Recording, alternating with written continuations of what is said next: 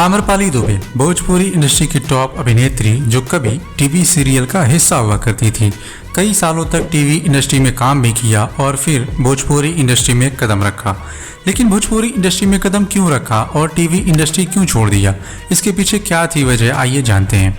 तो इसके लिए चलते हैं थोड़ा पीछे और आम्रपाली दुबे के शुरुआती जीवन को जानते हैं। अगर इनके एजुकेशन के बारे में बात करें तो ये पढ़ाई में अच्छी थी और अपने स्कूलिंग के समय में ये एग्जाम में हमेशा अच्छा स्कोर करती थी। वही बात अगर कॉलेज के समय की करें तो आम्रपाली ने मुंबई के भवंस कॉलेज से पढ़ाई की है। अब इनके एक्टिंग जर्नी की शुरुआत की बात करें तो वो भी इनके कॉलेज से ही शुरू हुई। दरअसल इनके कॉलेज में टीवी सीरियल के लिए ऑडिशन चल रहा था, तो इनकी कुछ फ्रेंड ने ये बात आम्रपाली को बताई और ऑडिशन देने के लिए कहा।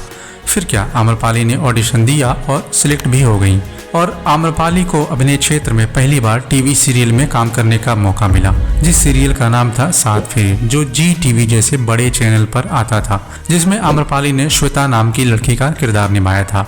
इस एक ऑडिशन ने आम्रपाली के करियर को एक नया रास्ता दिया और वो भी कॉलेज के समय में। इसके बाद आम्रपाली ने एक और टीवी सीरियल में काम किया जिसका नाम था मायका, और अब तक आम्रपाली ने जितने भी सीरियल में काम किया था उसमें उन्होंने कैरेक्टर रोल ही प्ले किया था, लेकिन अब उनको लीड रोल की तलाश थी जो अब तक नहीं मिला था। वैसे इसके लिए भी आम्रपाली को बहुत ज्यादा इंतजार नहीं करना पड़ा और थोड़े समय बाद ही सीरियल में लीड रोल का भी मौका मिला जिसका नाम था रहना है तेरी पलकों की छांव में। और इसके बाद फिर आम्रपाली का टीवी सीरियल में काम करने का सिलसिला कई सालों तक चलता रहा। फिर कुछ समय बाद आम्रपाली के जीवन में पहला टर्निंग पॉइंट आया जहां से भोजपुरी फिल्मों में आने का सफर शुरू हुआ।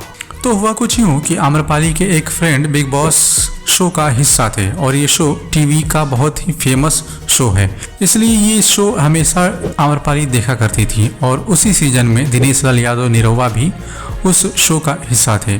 इसलिए उस शो के जरिए ही आम्रपाली को निरहुआ के बारे में पता चला कि ये भोजपुरी के बहुत बड़े सुपरस्टार हैं। थोड़े समय बाद जैसे ही इनके फ्रेंड शो से बाहर आए और जब आम्रपाली की बात उनके फ्रेंड से हुई तो उन्होंने भोजपुरी फिल्मों में काम करने की इच्छा जताई और निरहुआ से इसके बारे में बात करने के लिए कहा। इधर दिनेश लाल यादव भी बिग बॉस से निकलने के बाद अपनी फिल्म की हीरोइन के लिए एक नए चेहरे की तलाश में थे और लगभग 250 से 300 लड़कियों से मिल चुके थे इस फिल्म की लीड एक्ट्रेस के रोल के लिए, लेकिन किसी का नाम फाइनल नहीं हुआ था। जैसे ही आम्रपाली के फ्रेंड की बात निरहुआ से हुई और निरहुआ आम्रपाली से मिले, फिर मिलने के 1-2 मीटिंग के बाद ही आम्रपाली दुबे को उनकी पहली फिल्म मिली जिसका नाम था निरहुआ हिंदुस्तानी, और इनकी पहली फिल्म ही सुपरहिट साबित हुई। फिर इसके बाद आम्रपाली ने निरहुआ के साथ बहुत सारी फिल्में की और ये जोड़ी आज भी हिट है।